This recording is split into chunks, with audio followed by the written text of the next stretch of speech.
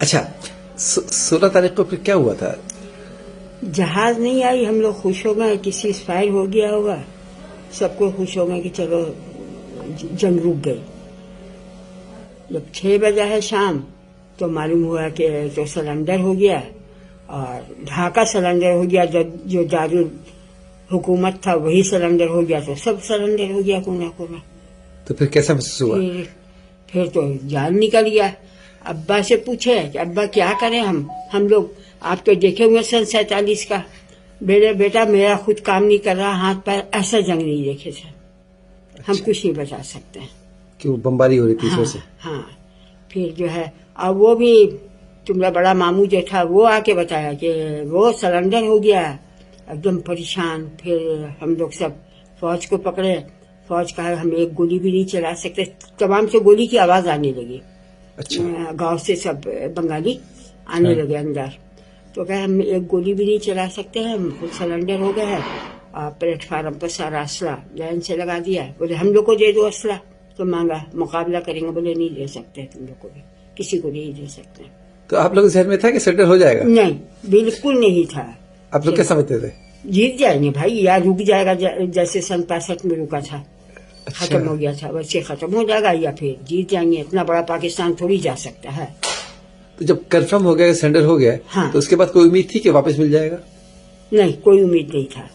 کوئی دل میں کوئی امید, امنگ کوئی؟ ہاں نہیں. اب دیکھو ہوتا کیا ہے, یہ سوچ رہے تھے کہ کیا ہوتا ہے. پہلا خیال کیا دل میں آیا تھا کہ اب کیا ہوگا؟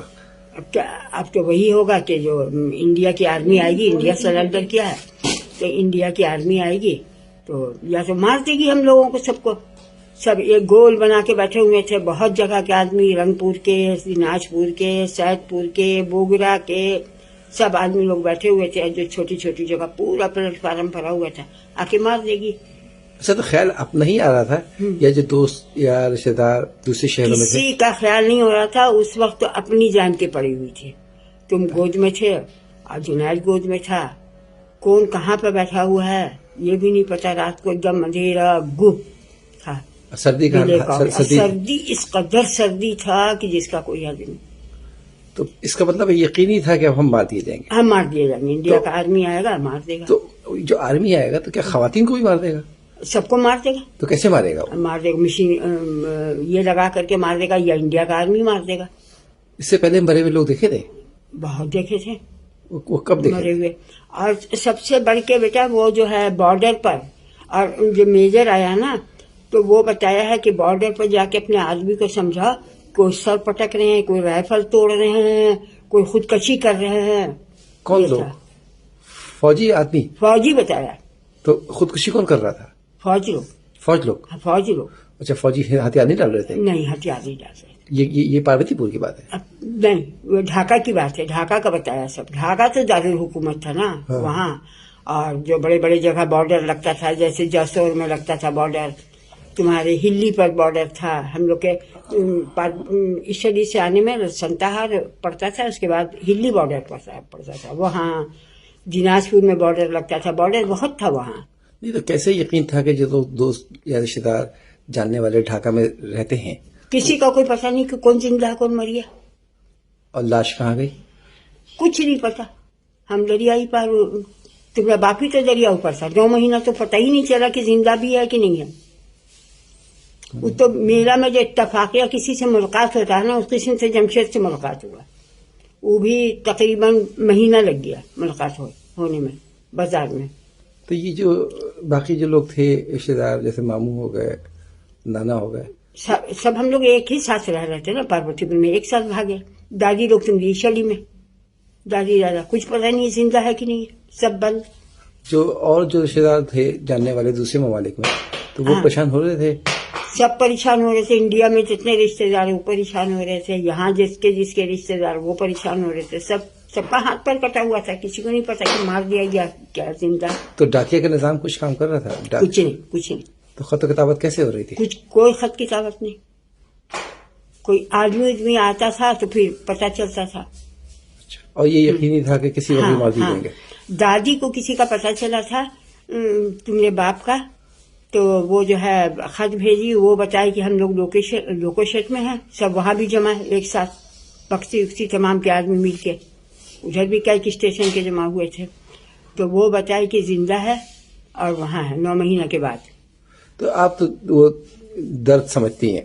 ये जो पाकिस्तान में भी आजकल हो रहा है बलूचिस्तान के मामले में और या कराची के मामले में या पंजाब के मामले में, तो जंग का क्या हौलनाक सूरत होता है? जंग होना चाहिए। जंग बहुत हौलनाक होता बेटा।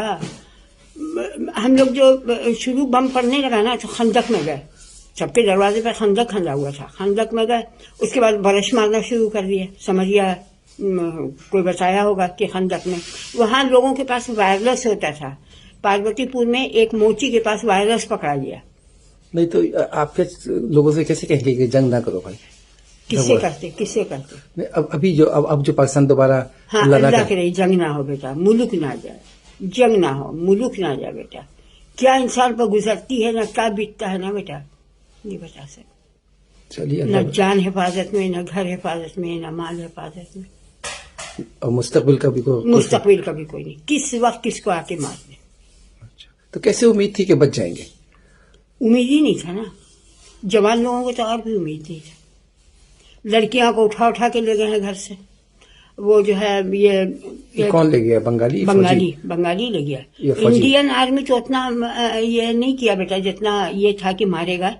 नहीं मारा, बल्कि एक जगह जो ये था फौज लोग काफी जो जमा हुआ था, तो वो खुदकशी करके जो मरा था ना, तो ये कह रहा था, क्या कह रहा था इंडिया का आर्मी कि देखो ये हमारा कौम है, सिकड़ा कहा, पठान लोग था। हाँ। ये हमारा कौम है, मर गया मगर मेरे दुश्मन के हाथ में नहीं आया, हम लोग के हाथ में। ये सब बात कौन बताया आपको? फौजी खुद बता रहे थे। अच्छा, फौजी लोगों को तो ये हालत है कि इंडिया के आर्मी का गोली का बक्सा ढलवा रहे, उससे जूता पहनने तक का उसका ऑर्डर नहीं था, नंगे पैर और मुंह में ये कपड़ा बांधे हुए लाल रंग का, वो जो गमछा उमछा लाना का नहीं होता था वैसा। अब बेचारे लोग ये उठा रहे हैं, जो काम चाह रहा करवा रहा उनसे। तो अब आप अल्लाह का शुक्र कैसे अदा करेंगे? अल्लाह का शुक्र तो बहुत है बेटा कि सबकी जिंदगी बच गई, जान बच गया। वही जेवर उवर था, पोटला उटला बांध करके, कमर उमर में बांध करके भागे थे कि वो ये होगा आज ढाका होगा जनेवा का ना, तो सब ढूंढ के ले गया।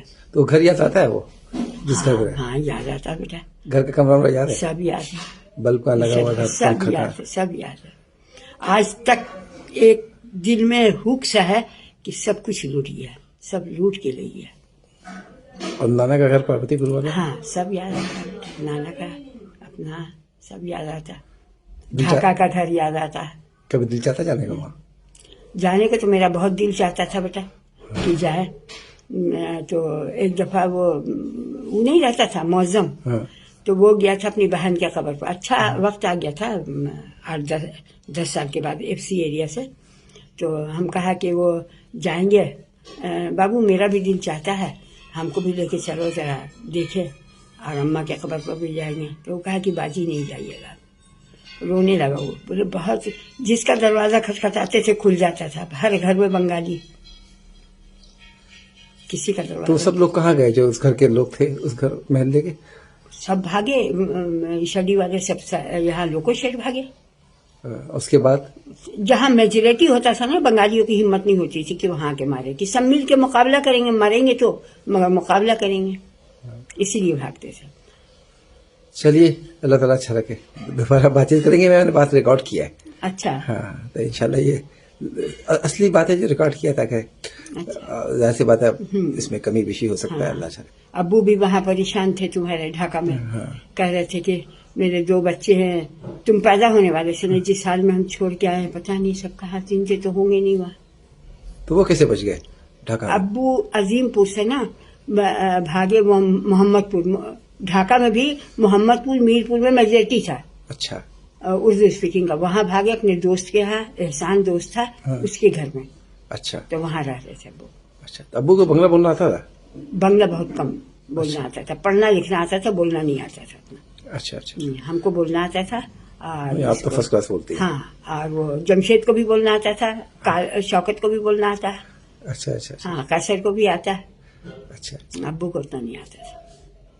चलिए, फिर बातचीत रहेगी इसी मौजूद पर इंशाल्लाह। ठीक है।